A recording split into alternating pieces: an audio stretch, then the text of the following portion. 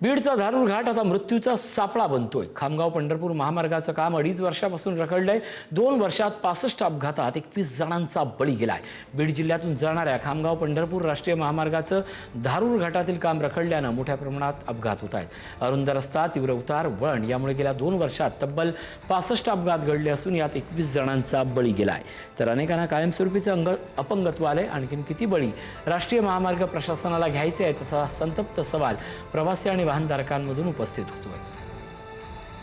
खामगाव ते पंढरपूर या महामार्गाचं काम 3 वर्षापूर्वी पूर्ण झालं, परंतु माजलगाव ते धारूर दरम्यान असलेल्या घाटाचं रुंदीकरण मात्र रखडलंय आणि यामुळे आता वारंवार अपघाताच्या घटना या ठिकाणी घडत असल्याचं आपल्याला पाहायला मिळतं। आपण पाहू शकतो कशा पद्धतीने या घाटात तीव्र उतार आहे आणि अवघड वळण देखील आहेत। या ठिकाणी अवजड वाहने ज्यावेळेस ये जा करतात, 2 वाहने समोरासमोर आल्यानंतर काही काळ वाहतूक थांबवण्याची वेळ देखील येते। अपघातामुळे अनेकदा वाहतुकीची कोंडी देखील झाल्याचं आपल्याला पाहायला मिळते। या ठिकाणी गंभीर बाब म्हणजे अतिशय महत्त्वाच्या असलेल्या या रस्त्यावर सुरक्षा कटडे देखील नाही आहेत। या ठिकाणी अनेक ठिकाणी कटडे वाहनामुळे जे अपघात झाले आणि त्याच्यानंतर हे कटडे दुरुस्त केलेले गेले नाहीत।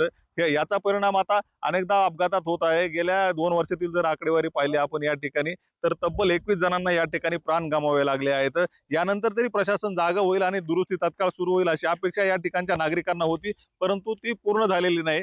कोट्यावधींचा निधी मंजूर झाल्याच्या घोषणा या ठिकाणच्या आमदार खासदारांनी केल्या, परंतु अद्यापही याचे काम सुरू झालेलं नसल्यामुळे या ठिकाणच्या नागरिकांमध्ये असंतोषाचं वातावरण आहे। अनेकदा आंदोलन देखील झाली, परंतु त्यामध्ये कुठलीही दखल प्रशासनाने घेतली गेली नसल्याचं आपल्याला पाहायला मिळतंय।